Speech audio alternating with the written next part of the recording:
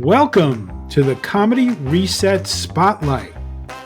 This is the place to be if you want to hear from some of the most innovative and exciting comedy creators from around the globe. On this podcast, you'll hear from a variety of guests who are pushing the boundaries of what comedy can be. If you're looking for fresh perspectives and new ideas, this is the podcast for you. Episode 6. New York City stand-up comedian Helaine Witt.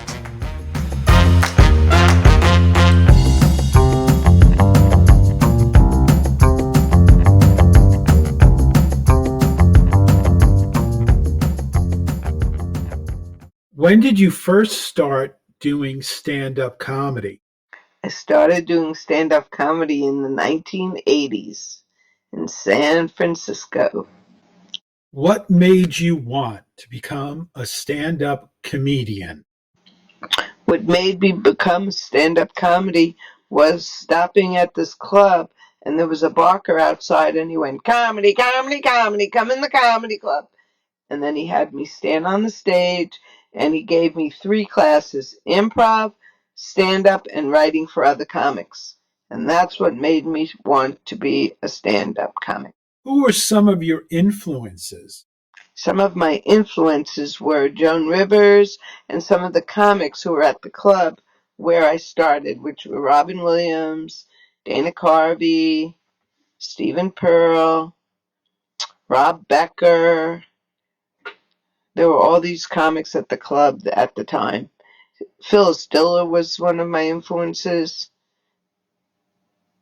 Those are some of the influences I had at the time. Later on, I had Rita Rudner. Robert Klein was a big one in the early 70s for me. Big influence, and he still is. He's coming to Long Island very soon. What was your first time on stage like? The first time I got on stage was the time the barker was barking in the street in San Francisco on Clement Street, and he said, "Comedy, comedy, comedy, come in the comedy club." And I went on stage, and he said, "Look around." It was the farthest thing from my mind that day to go into that club. And then, before you knew it, I was taking classes, and I got on stage, and we had a graduation showcase, and I had friends there, and I loved it.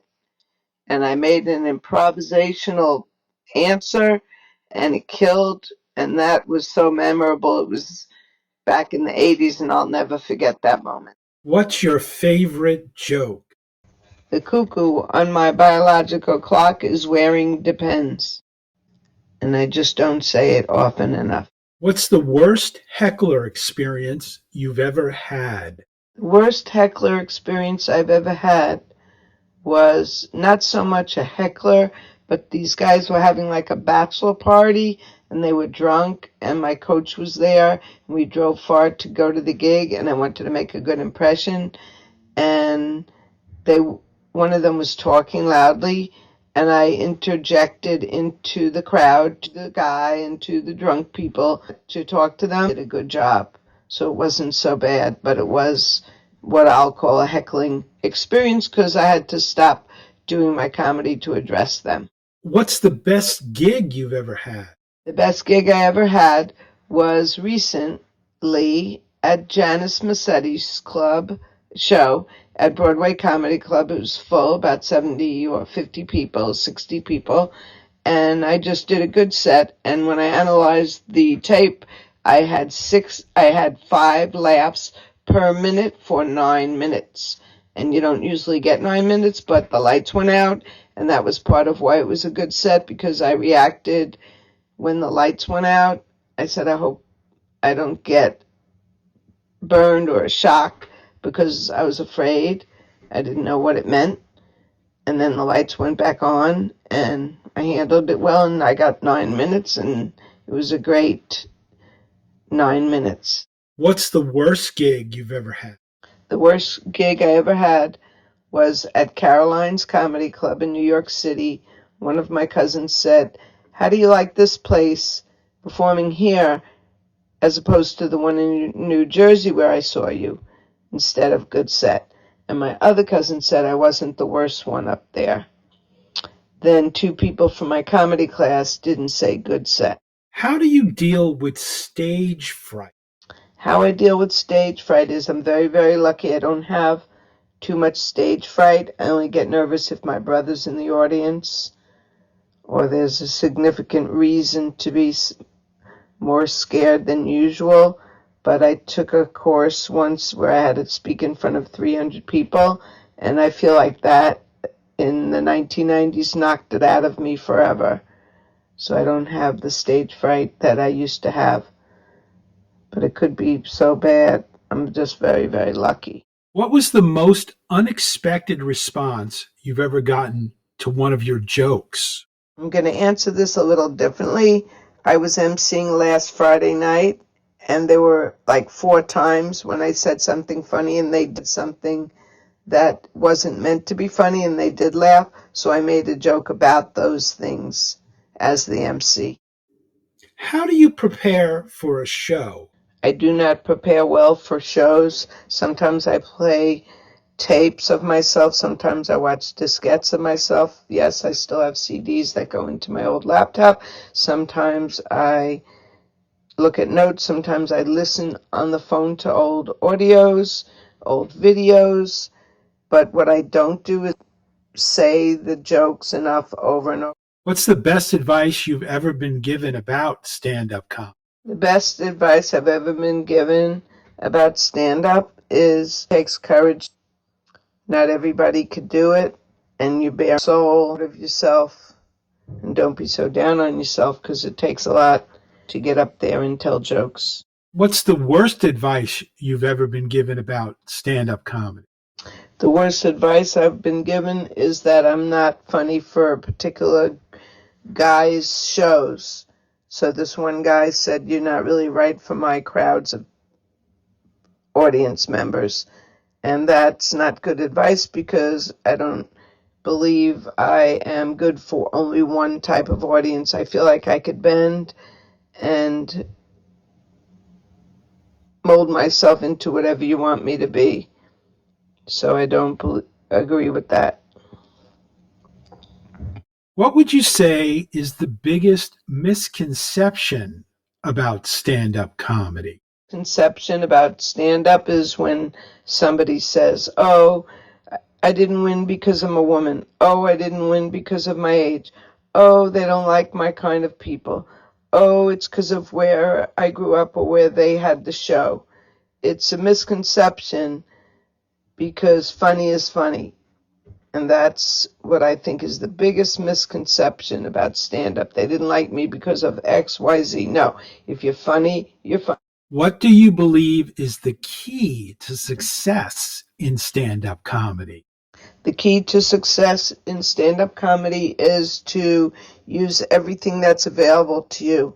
TikTok, Instagram, social media, mics on Zoom, promote yourself, put yourself out there on social media. So I call it like Kraft cheese. You buy Kraft when you're in the store because you've seen it your whole life. So I put myself out there on Facebook often, not to say I'm successful, but try out for everything and promote yourself. Go out and ask for gigs every way you possibly can, not just rely on the shows that are already there. Make your own shows, go to churches, go to old age homes. They're not even called that anymore. Go to cemeteries, put on shows, go out in the street if you want and make shows. Get yourself on in newspapers, do a lot of podcasts. I'm not a big success. I don't make money at comedy necessarily, but that's what I think you should do, and have merchandise. Louis C.K. said having merchandise is what got him money. Try out for TV, movies, etc. What do you think is the biggest obstacle that stand-up comedians face? I think the biggest obstacle that stand-up comedians face where I'm from is that you have to bring people. Some people run out of people to bring, and that does not make you a good comic because you can't bring people. I end up paying for people, which I don't mind, but That's how I get on stage a lot of times. Another obstacle is if you're not nice to people, or you had arguments with a booker or somebody or comics, something like that. That's a big obstacle. If you don't know how to get along with people, if you don't know how to bring people, you don't know how to invite people, you don't know people, you don't want to meet strangers so that you will people, be answering the question more than one way. What do you think sets stand-up comedy apart from other forms of comedy? Obviously, what sets stand-up comedy apart from other comedy, it's not a TV show, it's not a movie, it's not a stand-up comedy. It's a minute. That's what sets it apart for types of What are the benefits of stand-up comedy? entertainment. People laugh. People love to laugh. People go out to watch stand-up comedy to laugh. To me, it's an art. I like to watch pros. I go and see big headliners perform. I want to see what they do and how they do it and watch them work. I enjoy that almost as much as the jokes. The benefits of stand-up comedy, it's an art form. If you're into doing stand-up comedy, the benefit is to master a craft. What's your process for writing jokes? I do not have a process for writing jokes. I could be sitting in the car, I could be at the doctor's office, I could be walking down the street, I could be watching TV, and I could be listening to someone tell a story, and I'll think of something funny, I'll write it down, and then I'll perfect it. I'll take it to Joke Zoom, I'll take it to my friends and say, how would you say this better? And then I say the joke. Usually I pick what I like best for the joke. Like, let's say 5 people say, why don't you say it this way? Why don't you say it this way? My process is to say it the way it feels really good for me. What's the most important thing for a stand-up comedian to remember? The most important thing for a stand-up comedian to remember is it is, after all, about jokes, and it's not life and death. And don't take everything so personally. Like myself, I take everything personally, or a lot I take personally, not everything. And I let things get to me. And the biggest thing to remember is don't sweat the small stuff, like that expression says.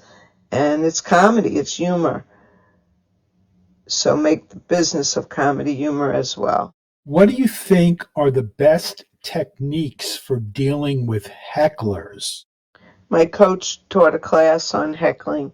She said there are a few different types of hecklers. One could be a drunk, one could be someone who wants attention, someone could be angry.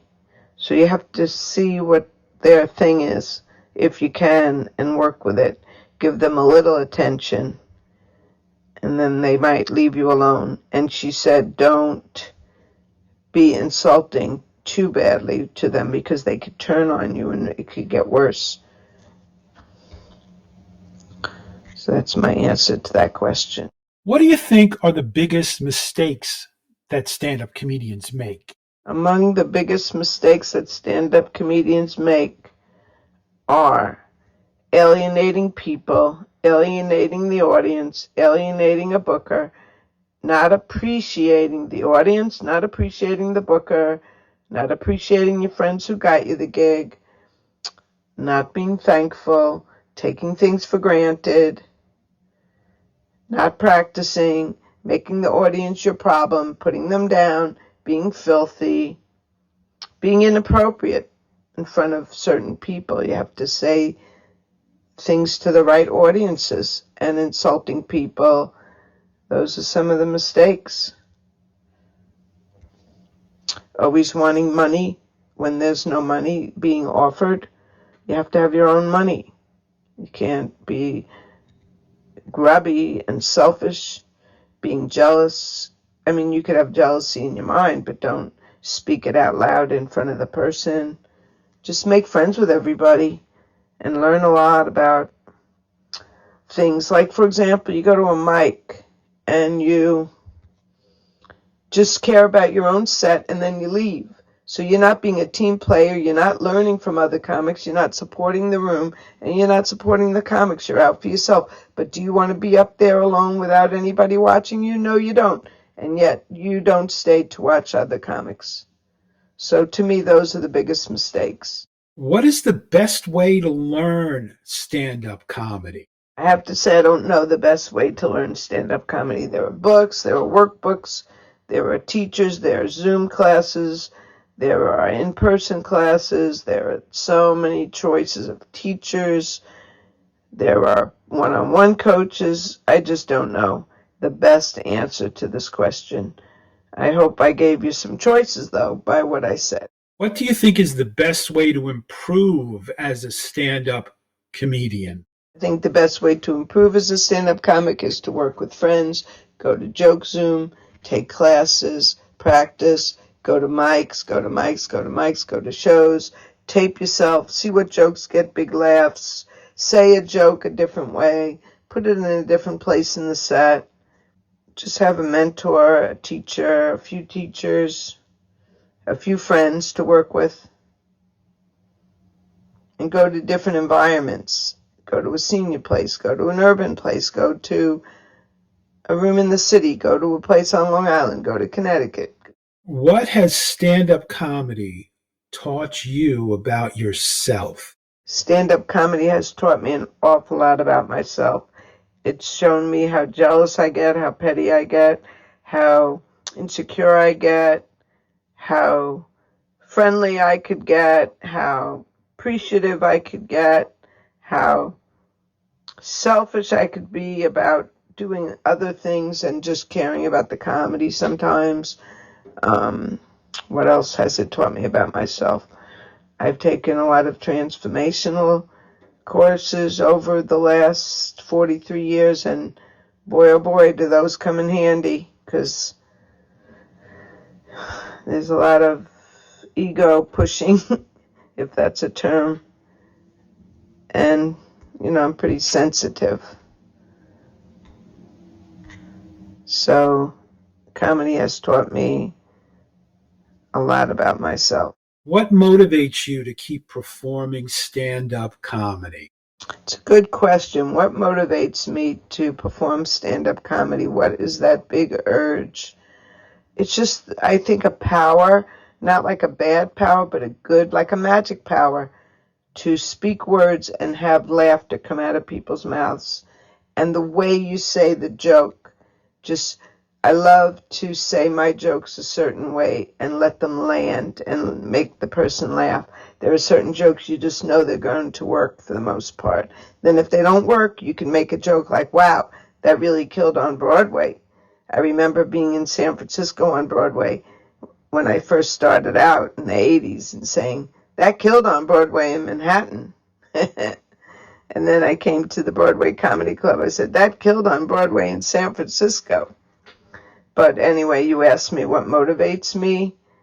Just to have the jokes and then try them out and just think of jokes and think of greeting cards and think of birthday gifts of jokes every day on Facebook for every comic that I'm friends with. I make friends. So every day I try to write a joke for whoever's birthday it is, and that motivates me, gets me up, and it's a good question, what motivates me. It's just a motivation. That's it. What advice would you give to someone who's thinking about doing stand-up comedy? The advice I'd give someone who wants to do stand-up, do it. There's so much online right now.